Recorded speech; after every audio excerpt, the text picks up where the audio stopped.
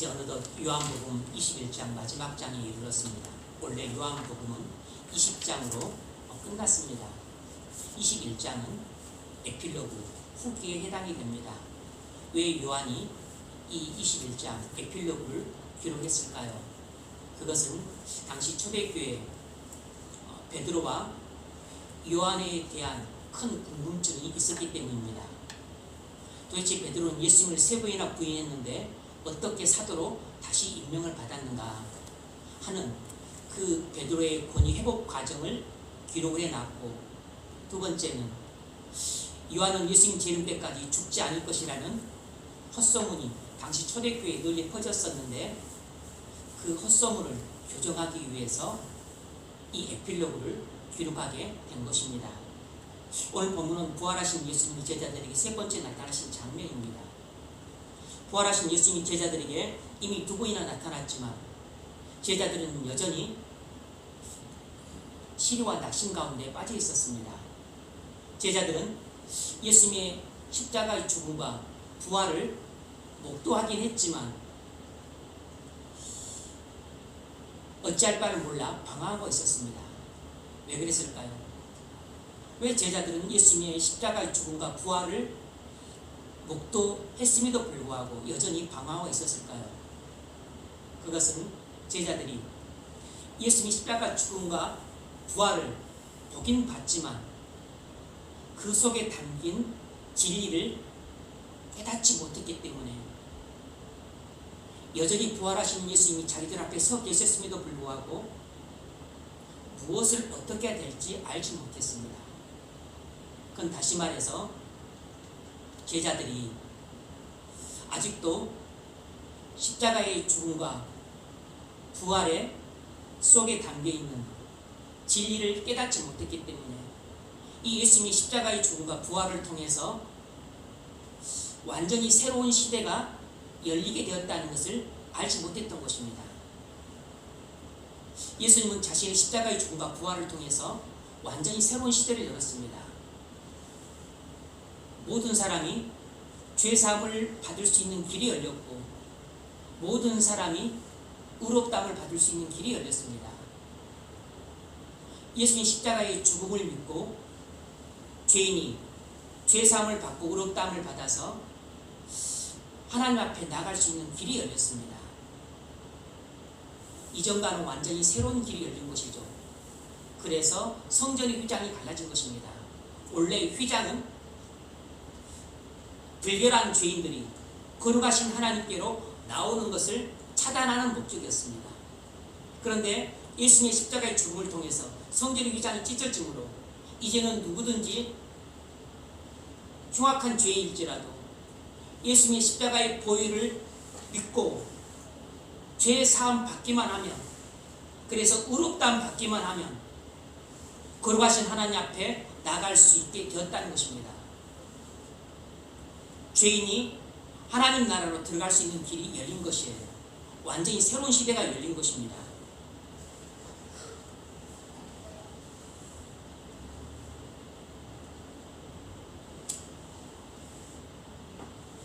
여러분이 예수님 십자가의 죽음과 부활을 정말로 믿을 때 그 속에 담긴 진리도 깨닫게 됩니다.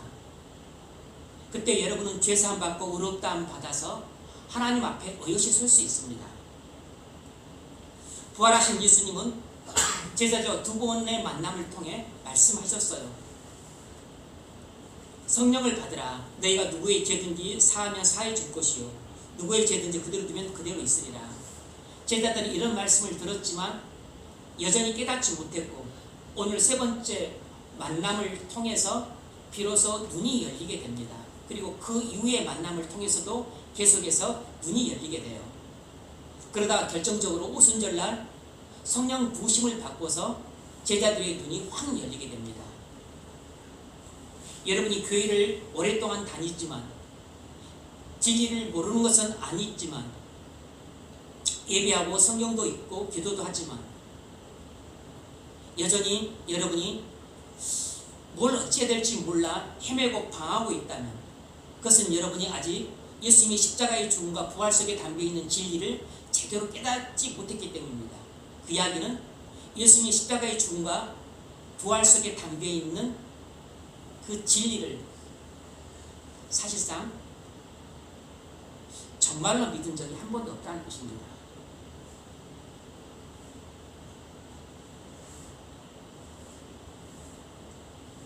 여러분이 아직 눈이 열리지 않아서 어둠 속에 헤매다가 넘어질지라도 낙심하지 마십시오. 십자가를 믿고 성령을 받게 되면 눈이 열려 새로운 시대가 열립니다. 소경이 눈을 뜬 것처럼 흑암에서 광명으로 나오게 될 것입니다. 오늘 본문은 주님이 부활하신 후에 갈릴리 호수에서 제자들과 세 번째 만나는 장면입니다. 디베랴 바다는 갈릴리 호수를 가리키는데 요한복음에만 디베랴 바다라고 나와요. 이렇게 명명한 것은 헤롯 안디바가 로마 황제 티베리우스를 경비하기 위해서 갈릴리 호수 서쪽 도시를 티베리우스라고 명명한 데서 갈릴리 호수를 디베랴 호수라고도 불렀던 겁니다. 제자들이 갈릴리로 간 것은 주님 명령에 순종해서 주님을 만나기 위해서 갔습니다. 오늘 본문 전체를 통해서 우리가 무엇을 알 수 있냐면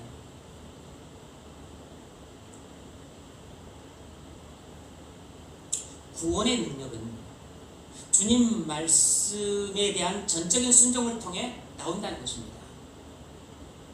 오늘 본문을 전체를 통해 우리가 발견할 수 있는 진리는 이것입니다. 주님 말씀에 대한 전적인 순종을 통해 구원의 능력이 나온다는 것이에요.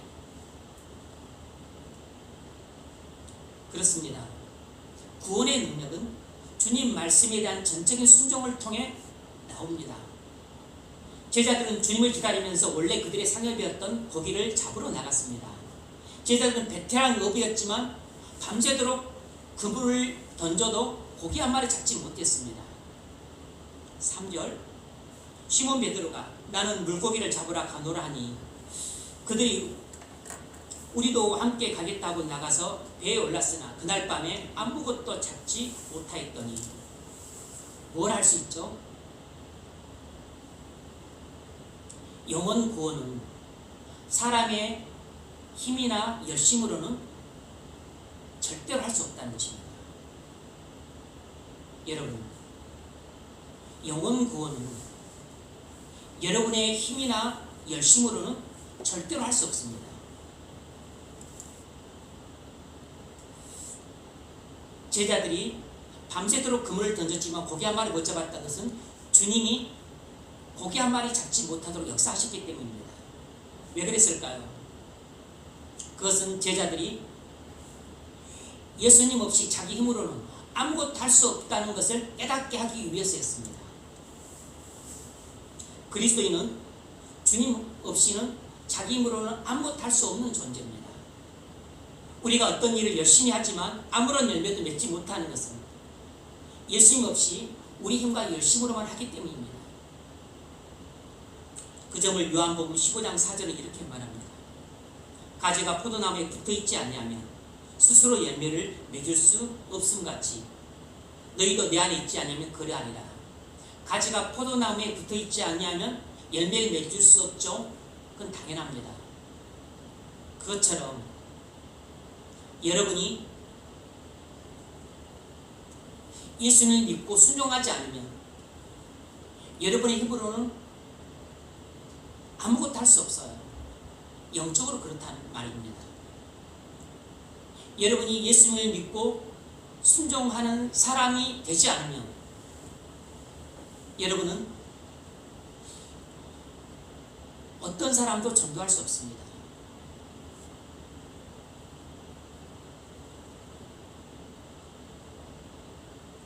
여러분에게는 어떤 영적인 능력도 나타나지 않아요. 여러분이 아무리 기도해도 그 기도는 응답받지 못합니다. 예수님을 떠나서는 아무것도 할 수 없기 때문이에요. 나를 떠나서는 너희가 아무것도 할 수 없습니다. 나를 떠나서는 너희가 아무것도 할 수 없습니다. 여러분이 직장생활을 밤새도록 열심히 하는데 도무지 성과가 나지 않는다면 혹시 그것이 예수님 없이 나 혼자 열심으로만 하고 있기 때문이 아닌지 살펴보셔야 됩니다. 여러분 직장생활을 열심히 하는데 실적도 안 나고 인정도 못 받고 승진도 안 되고 매출도 안 난다면 그것은 여러분이 예수님 없이 여러분 혼자 힘으로 여러분 열심으로만 여러분 재주로만 하고 있기 때문에 그런 일이 발생할 수도 있습니다. 왜 주님은 제자들이 밤새도록 그물을 던져도 고기 한 마리 못 잡도록 역사하셨을까요? 그건 제자들에게 전도자의 자세를 가르쳐주기 위함이었습니다.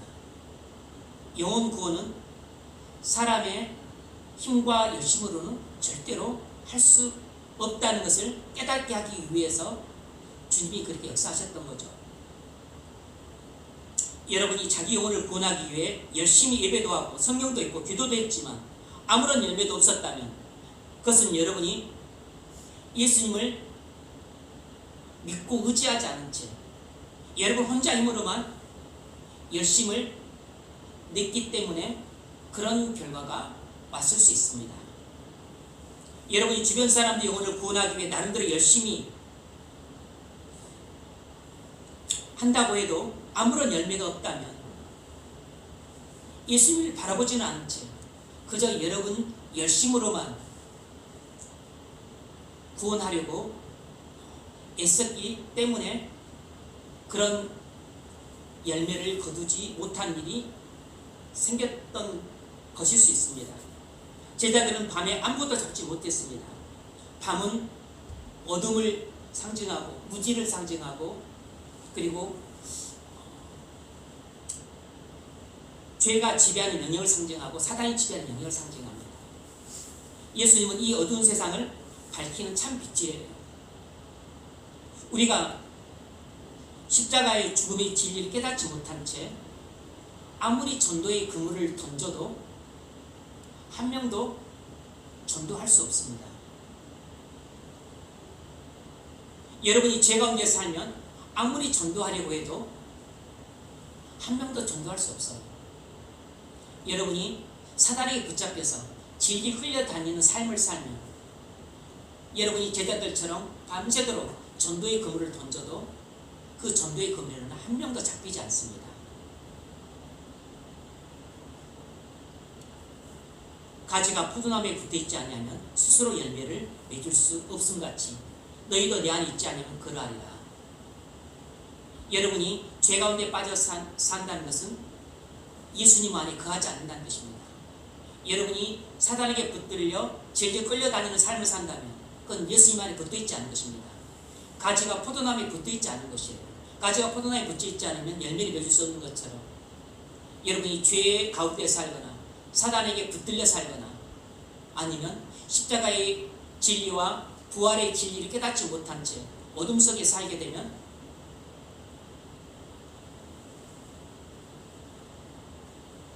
아무리 전도하려고 일써도 전도할 수가 없는 것입니다.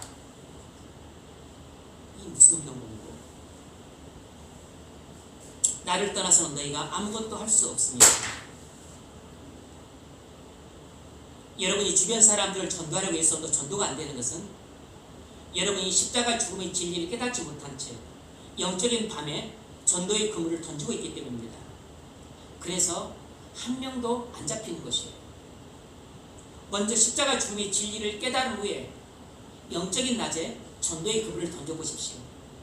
그러면 한 영혼 한 영혼 뿐만 아니고 많은 영혼이 잡히게 될 것입니다. 여러분이 가족이나 직장 동료들을 아무리 전도하려고 해도 안 되는 것은 여러분이 사실은 죄 가운데 살고 있기 때문에 여러분이 사단에게 붙들려서 영적인 밤에 살고 있기 때문입니다. 영적인 밤에는 아무리 전도의 그물을 던져도 거기에는 한 영혼도 걸리지 않는 것입니다. 먼저 여러분이 죄와 사단에 세방되어서 하나님께로 돌아오십시오. 예수님 안에 거하세요. 예수님의 빛이심으로 빛 가운데 거하게 될 것입니다.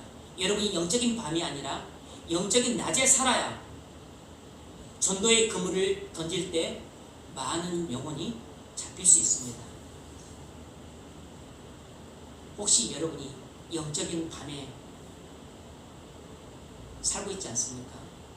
영적인 밤에 전도의 그물을 던지고 있지 않았나요? 우주 만물의 주권을 갖고 계신 주님은 제자들이 밤새도록 그물질을 내도 고기 한 마리 못 잡게 역사하셨습니다. 그들은 밤새도록 한 마리 잡지 못할 때 실패와 좌절에 빠졌습니다. 밤새도록 제자들이 고기 한 마리 잡지 못한 것은 도리어 제자들에게 큰 복이었습니다.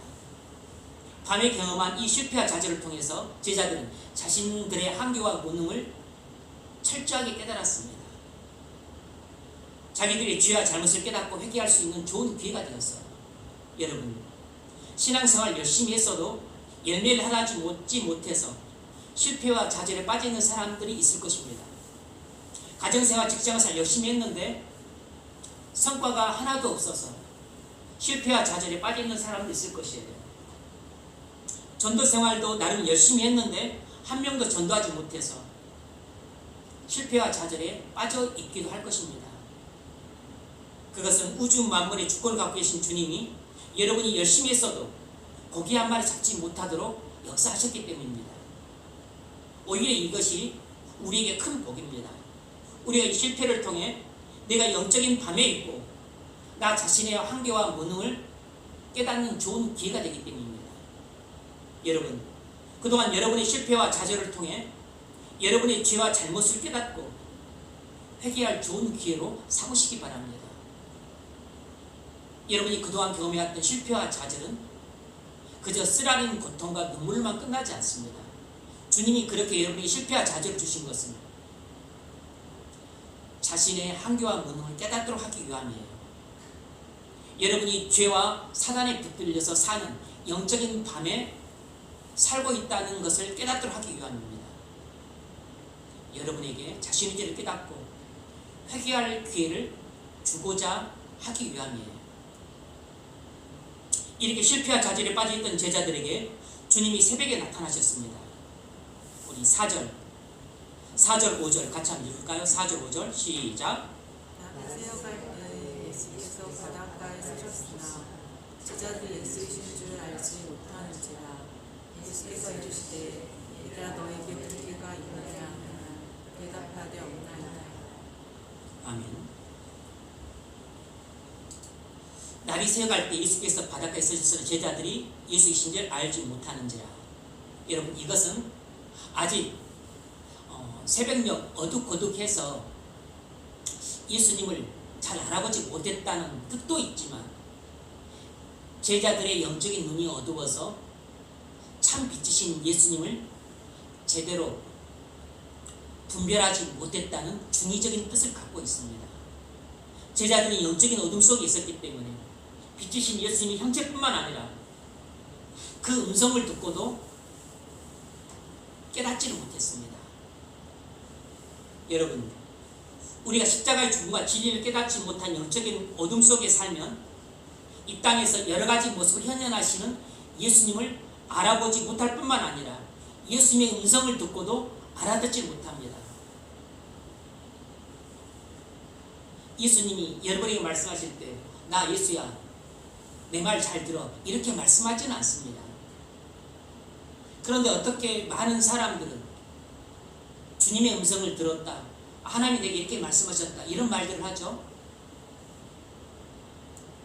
주님의 음성을 들었다는 것은 여러 가지 경로를 통해서 이루어집니다. 지금 하고 있는 주님의 종들의 입을 통해서 주님이 여러분에게 말씀하시는 것이 일반적인 경로입니다. 주님의 말씀을 듣기 위해서 무슨 하늘이 열려야 되고 천둥이 쳐야 되는 게 아닙니다. 무슨 아주 고요하고 그리고 또 아무도 없고 그런 곳에서만 주님이 스며시 와가지고 나가 예수님인데 내 말 잘 들어 이렇게 말씀하는 경우는 거의 없습니다. 대부분은 주의 종들의 설교를 통해서 주님이 여러분에게 말씀을 하세요. 그런데 왜 말씀을 들음에도 불구하고 그것이 내게 말씀하시는 주님의 음성인지 알아듣지 못하죠? 여러분이 영적인 귀가 어둡기 때문입니다. 왜 지금 진리를 전함에도 불구하고 진리를 알아보지 못하죠? 여러분의 영적인 눈이 어둡기 때문에 알아보지 못하는 것입니다. 마찬가지로 우리 영적인 눈이 어두면 예수님은 마태복음 25장에서 말씀하셨잖아요. 지극히 작은 자의 모습으로 오신다고. 병든 자의 모습으로 오시고, 가난한 자의 모습으로 오시고, 갇힌 자의 모습으로 오시고, 그리고 헐벗은 자의 모습으로 오신다고 말씀하셨잖아요. 그래서 우리의 영적인 눈이 열리면 그 가난한 자가 예수님처럼 보이고, 헐벗은 자가 예수님처럼 보이고, 병든 자가 예수님처럼 보이는 것입니다. 예수님 딱 보면 예수님이시구나 이런 모습으로 오시겠습니까? 그런 경우는 없습니다. 여러분이 죄 가운데 살고 사단에게 진리 끌려다닌 채 살고 있으면 영적인 분별력이 현격히 떨어집니다. 그러면 지극히 작은 자로 오시는 예수님의 모습을 변별하지 못하게 돼요. 여러분이 죄 가운데 살고 사단에게 붙들려 살고 그리고 십자가의 진리도 깨닫지 못한 채 그렇게 영적인 어둠 속에서 방하고 살 때는 주님이 여러분에게 10번, 100번 말씀을 하셔도 주님의 음성을 알아듣지 못합니다. 그것이 영적인 귀머거리의 비애예요. 주님이 여러분에게 말씀을 안 하셔서 여러분이 주님의 음성을 못 듣는 게 아닙니다. 주님은 여러분에게 100번, 1000번, 10,000번 말씀을 하셨어요. 그럼에도 불구하고 한 번도 나는 주님의 음성을 들어본 적이 없다. 이런 사람은 나는 완전히 영적인 귀머거리다 라는 뜻이에요.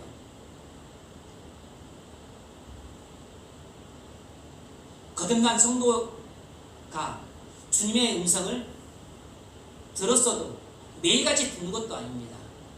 항상 듣는 것도 아니에요. 그가 죄 가운데 빠지게 되면 영적인 귀가 어두워져요. 그래서 작년에는 들었는데 올해는 못 듣게 되는 것입니다. 사단에게 붙들려서 눈이 가려지게 되면 영적인 눈이 어두워져요. 그래서 올해는 성경을 읽을 때 진리를 잘 깨달았는데 오늘은 잘 깨달았는데 내일은 못 깨닫는 것입니다.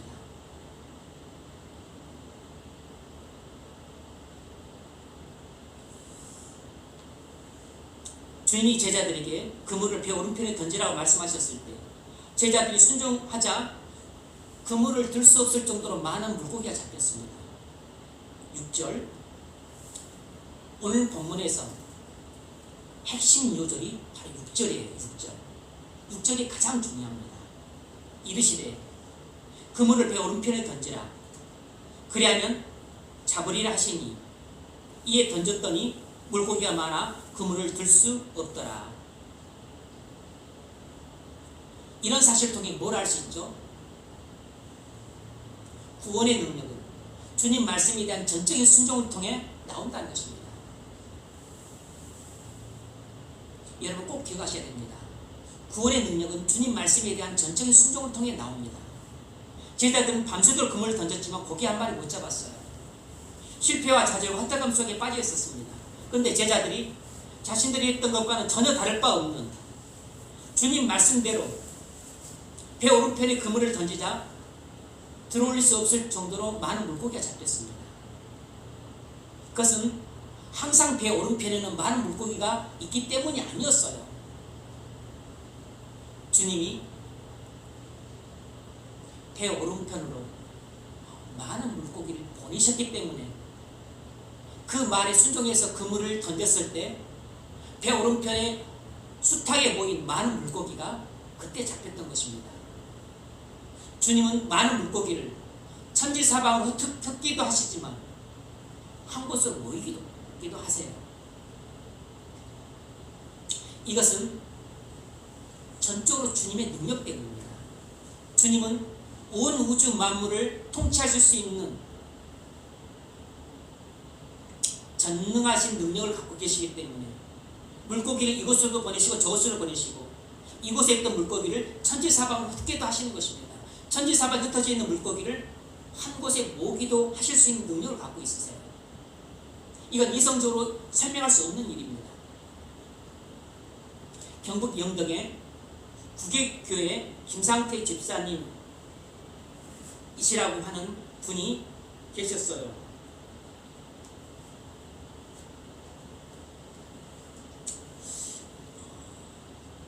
제가 이 본문을 이제 묵상하면서 이번 일화가 제일 먼저 떠올랐습니다.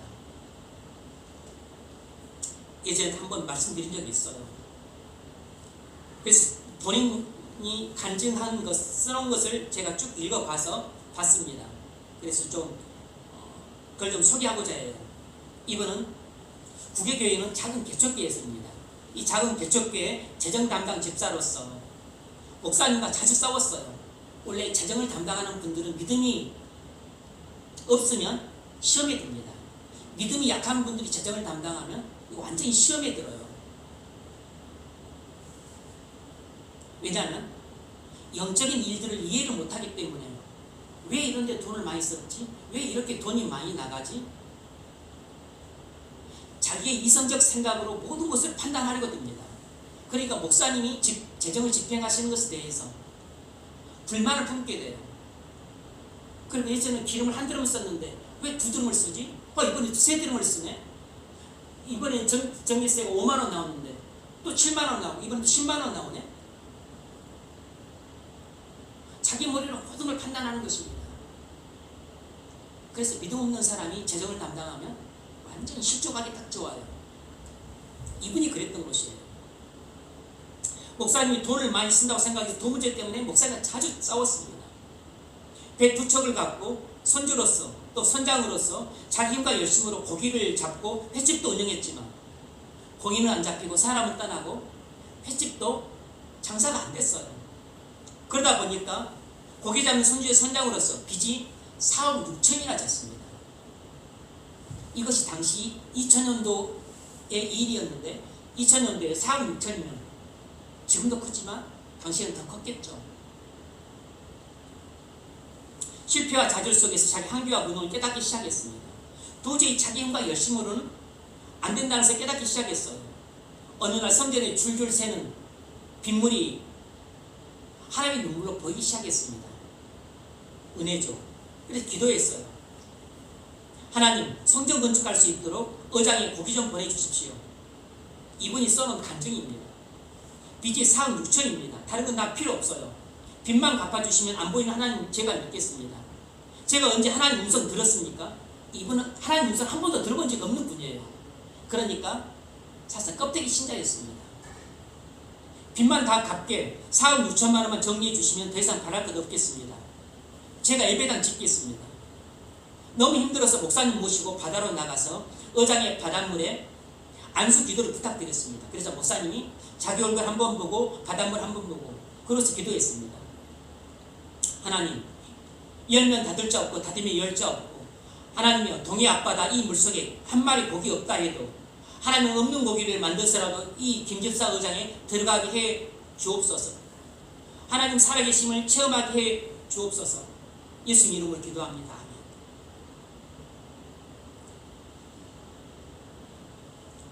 한 달 전 선원 월급 주려고 통장에 560만 원 넣어뒀는데 없어졌어요. 아내에게 물어봤더니 아내가 말하기를 당신하고 상의하면 당신이 못하게 할 게 뻔하니까 내가 이거 헌금했어. 내가 내 처녀적에 다녔던 교회에 붕의가 있다고 해서 내가 한번 가봤더니 서울 목사님 모셔서 붕의를 하는데 교회가 너무 예전보다 지금 초라해져서 내가 도저히 눈을 뜨고 볼 수 없어서 내가 무명으로 560만 헌금했습니다. 그러자 그 이야기를 듣고서 이 김집사님이 길길이 뛰었습니다. 미쳤냐고. 아니 이 여자가 사이코 아이가 미친 것 아이가 호통을 쳤다는 것입니다. 너무너무 화가 났다는 것이에요.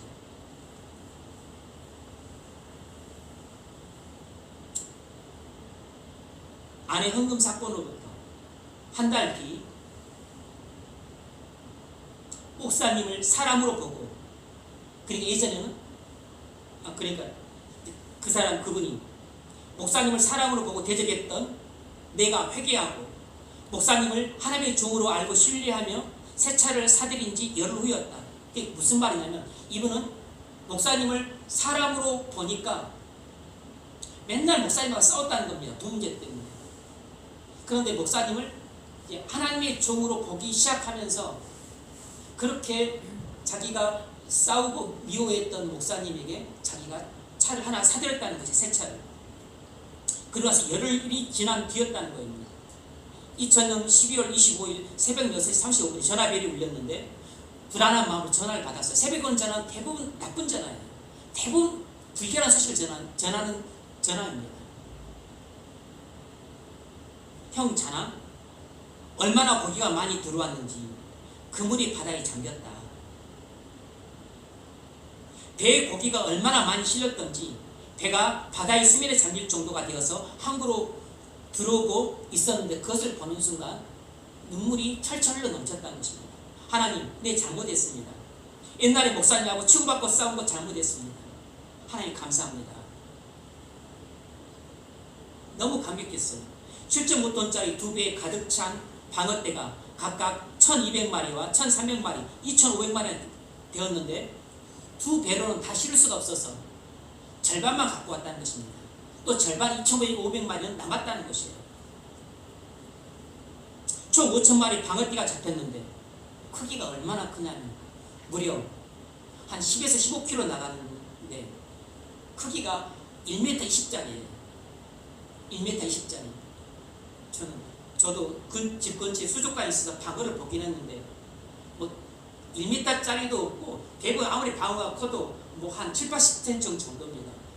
1m 20이라면 1.5m잖아요. 엄청난 크기죠. 이런 1m 10 정도의 방어는 8, 9년은 자라야 된다는 겁니다. 8, 9년.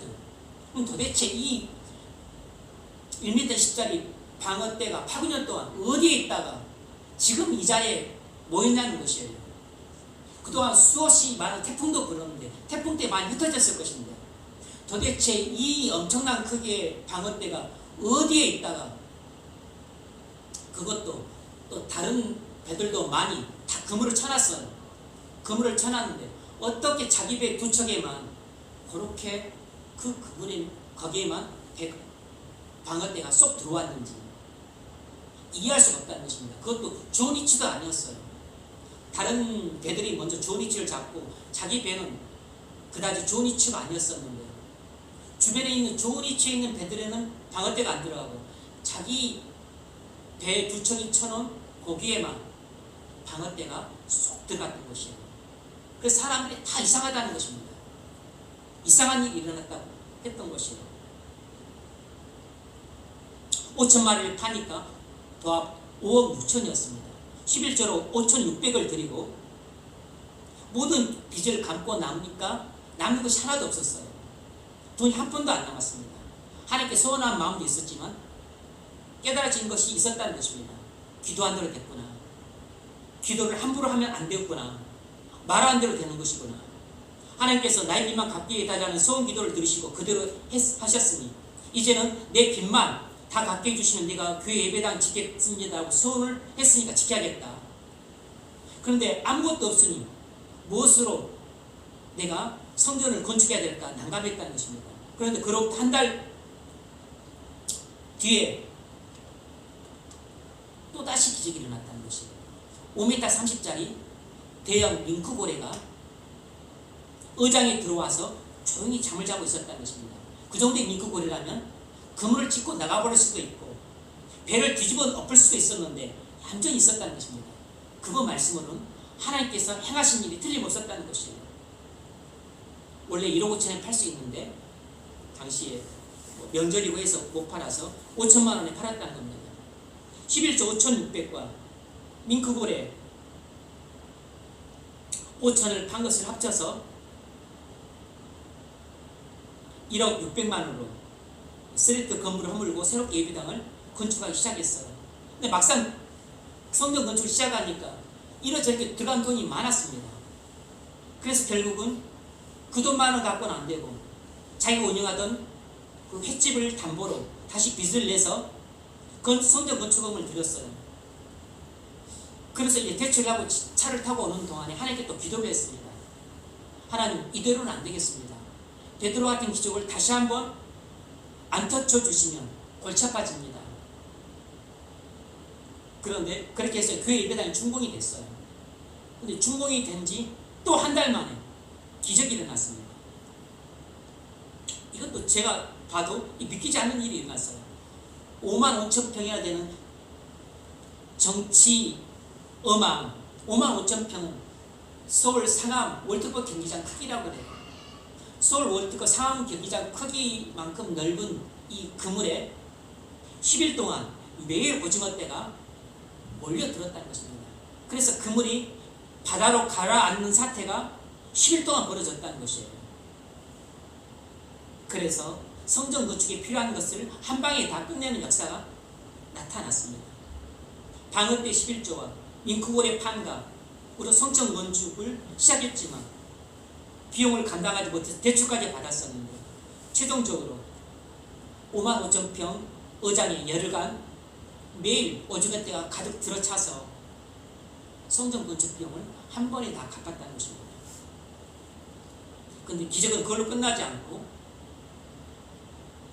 1년 후에 어떤 천주교 신자가 아무런 조건도 없이 자신에게 땅 500평 대지를 기증했다는 것이에요. 그런데 그분은 목회자와 선교사님들을 위한 쉼터를 마련하고 싶었었는데 딱 그것이 쉼터로 쓰기에 너무 적합했다는 것이에요. 그래서 그것을 자신의 소원을 하나님께서 들어주시리라 믿고 그 땅을 선교사님들과 목회자들이 쉴 수 있는 은퇴 후에 쉴 수 있는 쉼터로 하나님께 바쳤다는 것입니다. 그 땅값이 한 20억 원이었다 그래요. 여러분, 전 성전 건축 이야기를 하고 싶은 것이 아니고 구원의 능력 이야기를 하고 싶은 것입니다. 구원의 능력은 여러분 생업에서도 나타나는 것이고 여러분 건강에도 나타나는 것이고 여러분 직장생활에도 나타나는 것이고 여러분 가정에서도 필요한 것이고 교회 생활과 신앙생활도 필요한 것입니다. 배 오른편에 많은 고기가 있는 것이 아니고 주님이 배 오른편에 많은 고기를 보내주신 것입니다. 이미티 10절에 방어띠가 5천 마리나 주변에 다른 배들이 쳐놓은 그물에는 들어가지 않고 꼭 김상태 집사님 배가 쳐놓은 그물에만 들어갔던 것은 위치 선정은 잘해서가 아니고 주님이 꼭 그 그물에만 방어띠 5천 마리를 보내주셨기 때문입니다. 잉크볼에도 그리고 10일 동안 오징어 때도 주님이 그 그물에만 들어가도록 보내주셨기 때문에 그런 기적이 일어난 것이에요. 우주 마블의 주권을 갖고 계신 주님은 고기를 그물이 찢어지도록 보내주기도 하시지만 한 마리도 안 보내주시기도 하시는 것입니다. 물고기가 오직 주님의 능력으로 잡히는 것처럼 영혼 구원도 오직 주님의 능력으로만 할 수 있습니다.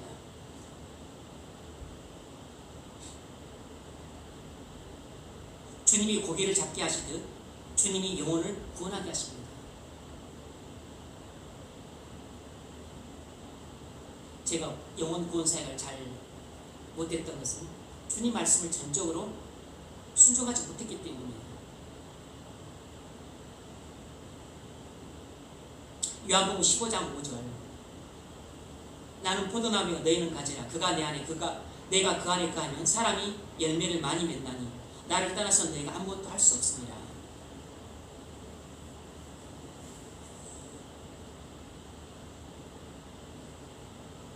많은 영혼을 구원하는 사람들은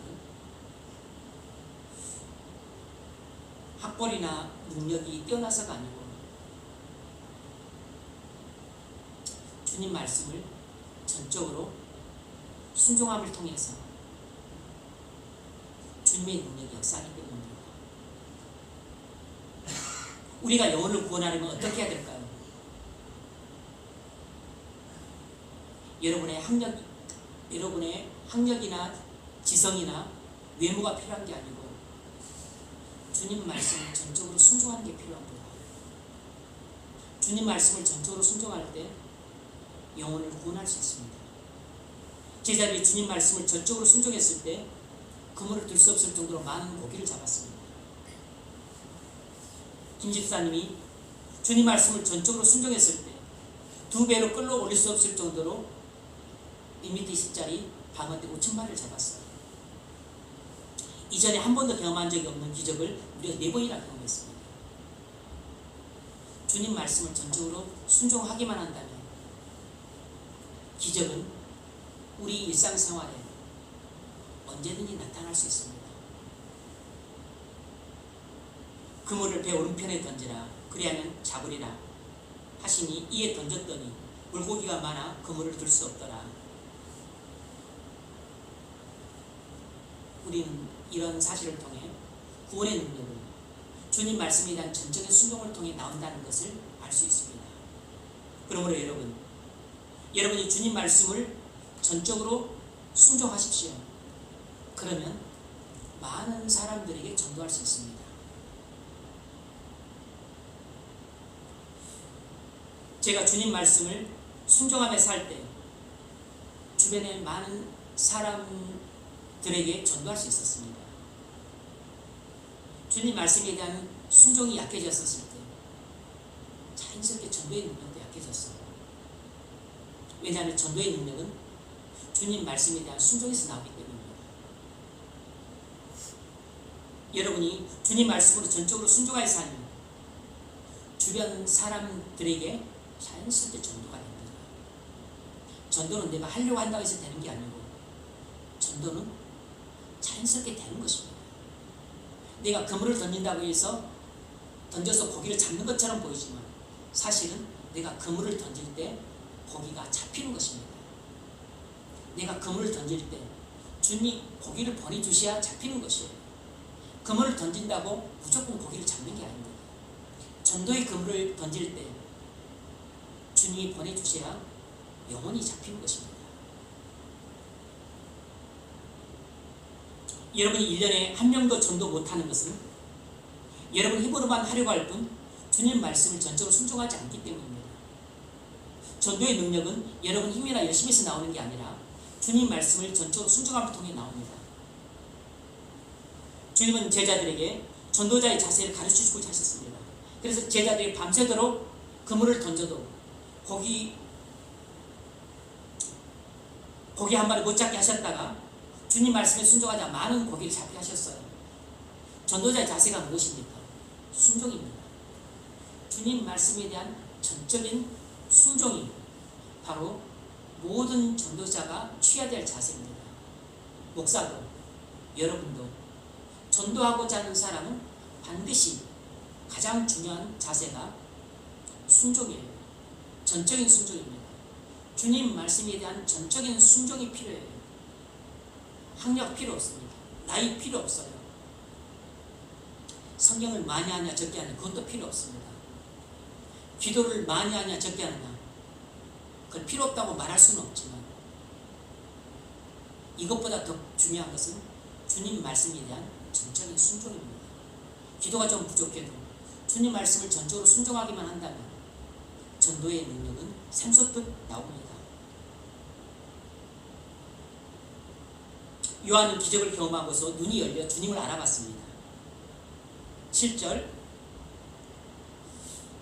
예수께서 사랑하시는 그 제자가 베드로에게 이르되 주님이시라 하니 사랑하시는 제자는 요한을 가리킵니다. 시몬 베드로가 벗고 있다가 주님이라는 말을 듣고 겉옷을 두른 후에 바다로 뛰어내리더라. 주님이 기적을 통해 빛을 비추자 요한이 어둠에서 벗어나서 빛으로 나왔습니다. 비로소 주님을 알아봤어요. 뭘 알 수 있죠? 주님 말씀을 전적으로 순종할 때, 그래서 주님의 권능을 경험할 때 주님을 바라보는 눈이 열린다는 것입니다. 주님 말씀을 전적으로 순종해서 주님의 권능을 경험할 때 비로소 주님을 바라보는 눈이 열린다는 것이에요.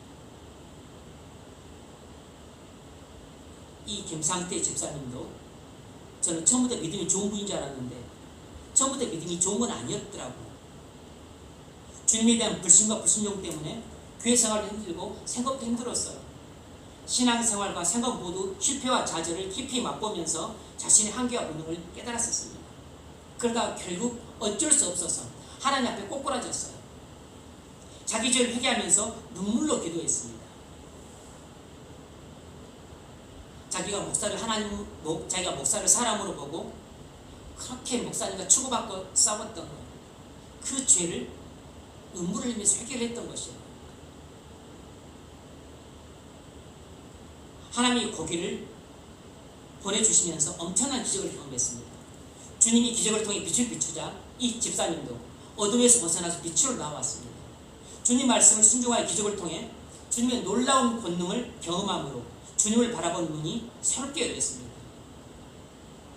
그래서 이 모든 일을 주님이 하셨다는 것을 알아챘어요. 그리고 그렇게 고백했습니다. 그래서 더욱더 기쁨과 감사가 넘치는 마음으로 순종하기 시작했던 것이죠.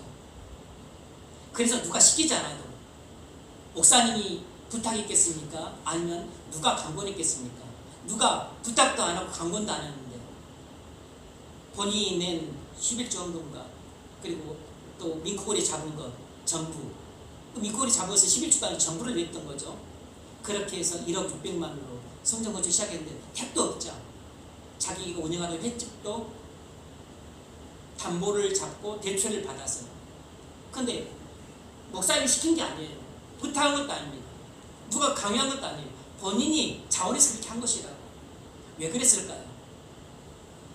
예전에 왜 그 목사님과 추구받고 싸웠는데 왜 이렇게까지 자기 횟집을 담보로 잡아 대출을 받았을까지 이렇게 무리하게 예배하는 건축을 했을까요? 주님이 자기에게 베푸신 은혜가 너무 커서 그랬던 거겠죠. 보잘것없고 형편없고 그렇게 폐괴했던 자신에게 자기가 회개의 눈물을 떨구고 그렇게 하나님께 기도를 하고 소원을 하자 못난 자기에게 그렇게 감당할 수 없는 엄청난 기적을 그렇게 2번, 3번이나 허락해 주시자 비로소 주님을 바라본 눈이 열렸던 겁니다. 기적을 통해서 주님의 권능을 체험하게 되면 누구라도 주님을 바라본 눈이 열리게 됩니다.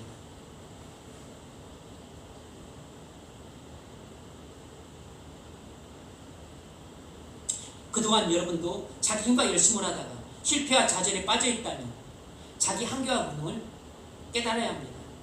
이 실패와 좌절이 오히려 여러분에게 복임을 아십시오. 제자들이 배 오른편에 그물을 던지려는 주님의 말씀을 전적으로 순종함으로 많은 고기를 잡는 기적을 경험했습니다. 이제 여러분도 주님 말씀을 전적으로 순종하십시오. 그러면 기적을 경험할 것입니다.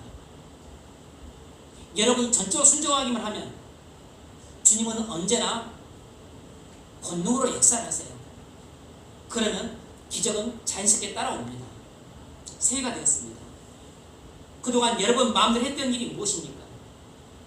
주님을 떠나서 밤새도록 뭔가를 열심히 했지만 하나도 열매를 거두지 못했던 일이 무엇입니까? 이제는 여러분 마음대로 하지 마세요. 여러분 욕심대로 하지 마십시오.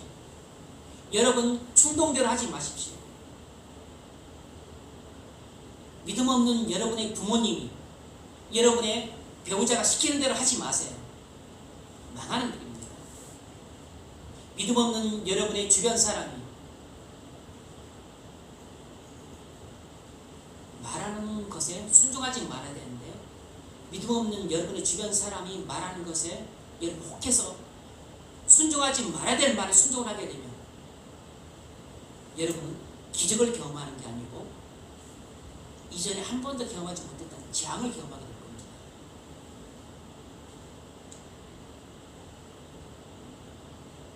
믿음 없는 주변 사람들의 말을 따라 불신자와 결혼하시면 안 됩니다. 믿음 없는 주변 사람들의 말을 듣고 순종해서 여러분의 인생의 향방을 가름할 중대사를 그렇게 잘못 결정하시면 안 됩니다. 여러분이 목숨을 걸고 순종해야 될 것은 오직 주님 말씀이에요. 주님 말씀은 목숨을 내걸고 전적으로 순종하십시오. 그러면 죽을 것 같지만 죽기는커녕 죽을 목숨도 살아납니다. 망할 것 같지만 망하기는커녕 오히려 100배 1000배로 부흥하게 됩니다. 주님께서 하라고 하신 대로 하십시오. 주님이 일찍 자라고 하면 일찍 자십시오. 일찍 일어나라고 하면 일찍 일어나세요. 주님이 성경을 하루에 5장 읽으라면 5장 읽으십시오. 10장 읽으라면 10장 읽으십시오. 40장 읽으라 하면 40장 읽으세요. 주님이 새벽에 기도하라 하면 새벽에 기도하십시오. 주님이 예배 참석하라고 하면 피곤해도 참석하십시오. 귀찮아도 주중예배 참석하세요. 만사를 제치고 참석하십시오. 몸살이 날 것 같아도 참석을 하세요. 주님이 교회에 어떤 것을 섬기라는 마음을 주시면 주님의 음성인 줄 알고 전적으로 순종해서 섬기십시오. 주님이 하나님께 봉헌할 마음을 주시면 주님의 말씀에 전적으로 순종해서 봉헌을 하십시오. 주님이 누군가를 도라고 말씀하시면 그 주님 말씀에 전적으로 순종해서 돕고 싶지 않을지라도 도우십시오. 누군가 싸워서 사이가 안 좋다면 그 사람하고 화해하라고 하는 주님 말씀에 전적으로 순종해서 화해를 하십시오. 직장 동료 내가 미워서 말도 안 하고 그리고 친절하게 대하지도 않고 있다면 그 잘못을 회개하라고 하면 회개하고 그리고 그 관계를 끊고 지내던 그 직장 동료하고 화목하게 지내십시오. 여러분 지금부터 주님 말씀을 전적으로 순종하는 삶을 살기 시작하면 반드시 여러분 삶에도 기적이 일어날 것입니다. 이제까지 한 명도 전도 못했던 사람이 전도하게 될 것이에요. 언감생심 가족 전도 꿈도 못 꿨던 사람이 가족을 전도하게 될 것입니다. 그 힘들게 보이던 직장 동료나 친구들에게도 전도할 수 있게 될 겁니다. 사실 주님이 함께 하시면 전도만큼 쉬운 게 없습니다. 왜냐하면 전도를 내가 하는 게 아니라 주님이 하시기 때문에. 다만 주님이 나를 통해 사실 뿐이에요. 왜 나를 통해 사시죠? 내가 주님 말씀을 순종하니까. 순종하는 나를 통해 주님이 권능으로 역사하셔서 나를 통해 전도를 하시는 것입니다. 근데 내가 주님 말씀을 순종을 안 해보십시오. 아무리 전도하려고 애를 써도 전도를 못합니다. 순종하지 않는 사람의 전도의 근거는 영원히 안 잡혀요. 순종하는 사람이 던지는 전도의 그물에 영원히 잡힙니다.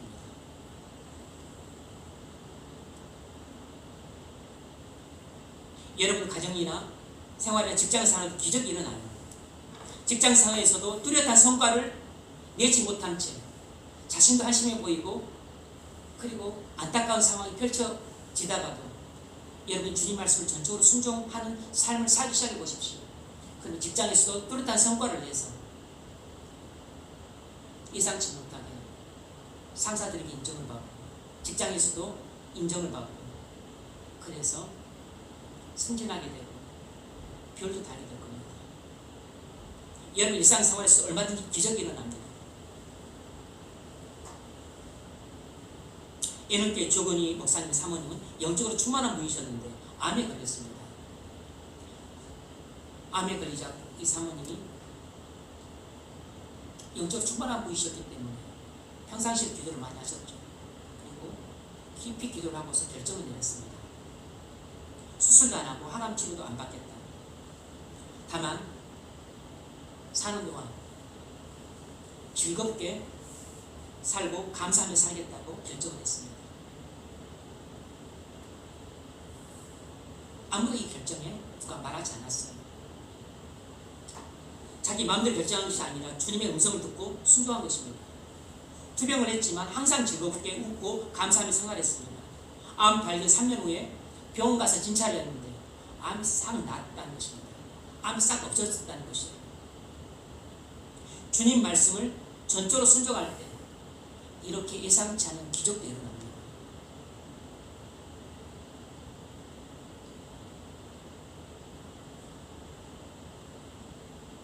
수술 안 받고 치료 안 하고 기도만 하면 암이 남는다는 뜻이 아니에요.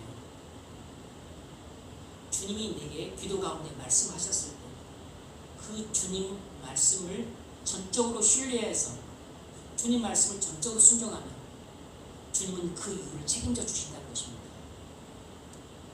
주님의 놀라운 권능을 경험하게 되면 그래서 영혼도 구원받지만 이렇게 죽을 육체도 구원받는 기적이 일어나는 것입니다. 우리가 주님 말씀을 순종할 때 영혼만 구원하는 기적이 일어나는 게 아니고 암도 낫는 기적이 일어나고 부도난 사업체도 다시 회복되는 기적도 일어나고 관계가 깨져서 회복되지 못할 것 같은 사람들과의 관계도 회복되는 기적이 일어나고, 도무지 교회 안 갈 것 같던 아버지 엄마도 교회에 나오고, 그리고 구원받는 기적이 일어납니다. 전도자의 가장 중요한 자세는 순종이에요. 왜 하나님 제 기도를 응답하지 않으십니까? 하나님 탓만 하지 말고 내가 정말로 주님 말씀을 전적으로 순종하는 사람이었나를 돌아보십시오. 왜 우리 가족은 구원을 못 받나요? 왜 저는 기도에도 응답을 못 받습니까? 그렇게 속으로 하나님만 원망하지 말고 내가 주님의 십자가의 죽음과 부활의 진리를 깨닫지 못한 채 여전히 교회는 오래 다니지만 영적인 어둠 속에 살고 있지 않는가 돌아보셔야 됩니다. 주님은 제자들에게 순종을 가르치고자 하셨어요. 제자들은 순종을 통해 주님의 권능을 경험할 때 주님을 바라보는 눈이 열렸습니다. 우리도 순종을 통해 주님의 권능을 경험할 때 주님을 바라보는 눈이 열립니다. 단지 순종이 아니라 전적인 순종이에요. 여러분들 기적을 경험하고 싶죠? 말만 듣던 기적을 경험하고 싶죠? 그러면 주님 말씀을 전적으로 순종하십시오. 그러면 반드시 기적이 일어납니다. 왜냐하면 주님 말씀을 전적으로 순종하는 사람에게 주님께서 권능으로 역사하시기 때문에 기적이 일어나는 것은 자연스러운 것입니다. 여러분의 전적인 순종을 통해 주님이 권능으로 역사하신다면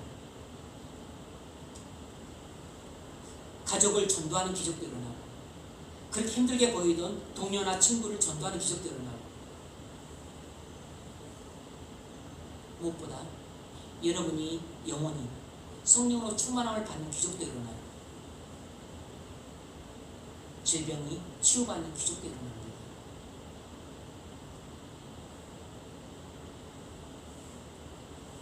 예상치 못하던 신실한 배우자를 만나서 경건한 가족을 이루는 기적도 일어납니다. 그런데 그것을 여러분의 힘으로 해보려고 해보십시오. 안 됩니다. 여러분이 열심으로 해보려고 하십시오. 되기는커녕 일이 틀어집니다. 여러분이 듣지 말아야 돼요. 믿음 없는 여러분 주변 사람의 말을 듣고 결혼 문제를 해결하고 해보십시오. 기적이 일어나는 게 아니라 재앙이 일어납니다. 재앙이 일어나요.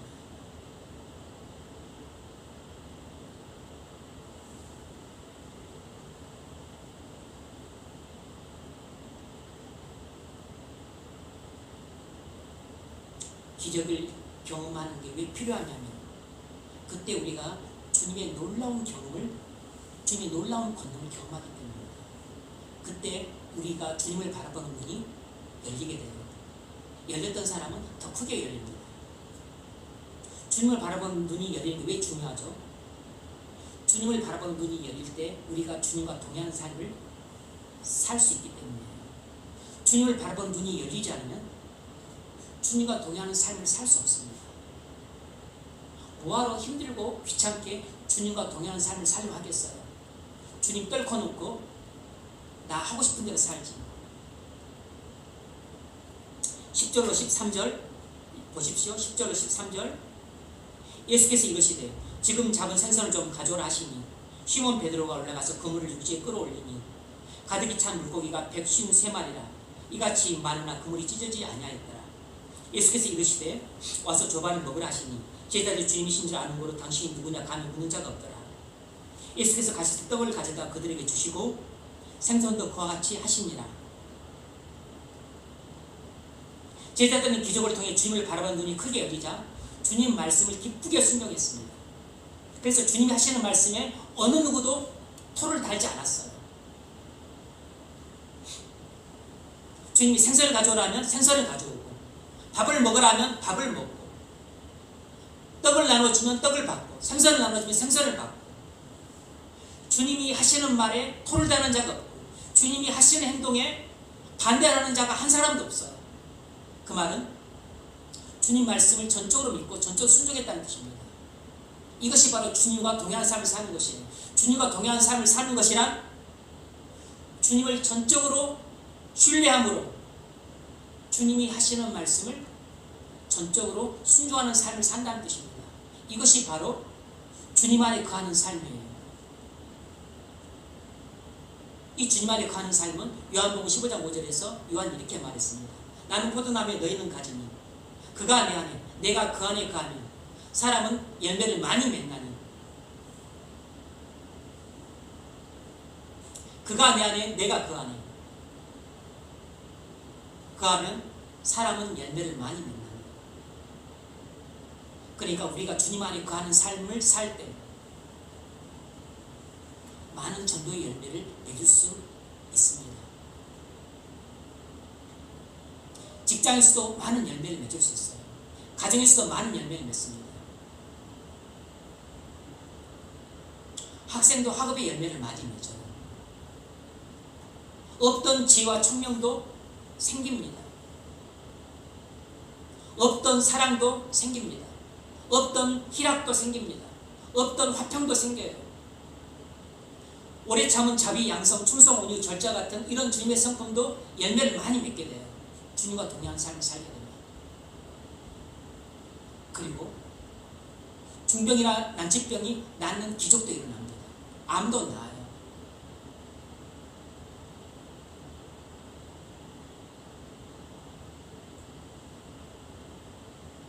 제자들은 목자 앞에 양처럼 잠잠히 순종했습니다. 이것이 주님과 동행한 삶이죠. 뭘 할 수 있죠? 주님을 바라보는 눈이 열릴 때 비로소 주님과 동행하는 삶을 살게 된다는 것입니다. 여러분, 주님을 바라보는 눈이 열리기 바랍니다. 예배하다가 주님의 음성을 들을 때 주님을 바라보는 눈이 열립니다. 성경을 읽다가 진리를 깨달을 때 주님을 바라보는 눈이 열려요. 기도하다가 성령을 받을 때 주님을 바라보는 눈이 열립니다. 주님 말씀을 전적으로 순종해서 기적을 경험할 때 주님을 바라보는 눈이 열립니다. 그때부터 우리는 주님과 동행하는 삶을 살게 돼요. 주님과 동행하는 삶이란 주님 안에 거하는 삶입니다. 많은 열매를 맺게 돼요.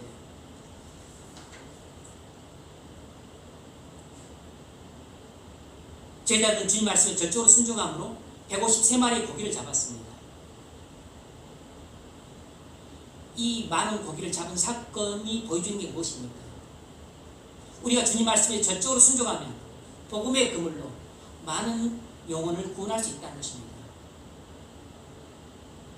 우리가 주님 말씀에 전적으로 순종하면 복음의 그물로 많은 영혼을 구원할 수 있을 뿐만 아니라 우리는 직장에서도 우리의 업무를 통해서 많은 성과를 내게 됩니다. 가정에서도 많은 사랑의 그물로 가족들을 구원하게 돼요. 학생들은 많은 지식과 지혜의 그물로 학업의 성취도 높아질 뿐만 아니라 친구들을 전도하게 됩니다.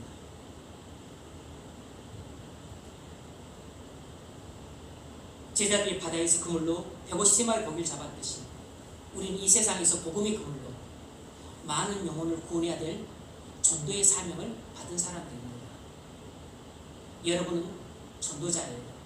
저만 전도자가 아니라 여러분도 전도자입니다. 전도자의 가장 중요한 자세는 순종입니다. 전적인 순종이에요. 주님 말씀에 대한 전적인 순종입니다. 왜 그래야 되냐면 그때 주님이 권능으로 역사하시기 때문입니다. 기적이 나타나야만 한 영혼이라도 전도할 수 있어요. 100명의 영혼을 구원한 것만 기적이 아니고 한 영혼을 전도하는 것도 기적입니다. 왜냐하면 주님이 권능으로 역사하지 않으면 한 영혼도 전도할 수 없기 때문에. 말씀을 믿겠습니다. 구원의 능력은 주님 말씀에 대한 전적인 순종을 통해 나옵니다. 올 한 해 주님 말씀을 전적으로 순종하는 사람이 되시기 바랍니다. 그래서 여러분을 통해서 많은 영혼이 전도될 수 있기를 바랍니다. 여러분을 통해서 여러분의 가정이 기적처럼 세워지기를 바랍니다. 여러분을 통해서 여러분의 직장 생활의 성과가 훌륭하게 나타날 수 있기를 바랍니다. 그래서 여러분의 삶의 모든 영역에 있어서 주님의 권능으로 역사하시는 그 기적들이 일상생활 가운데 많이 나타날 수 있기를 주님입니다.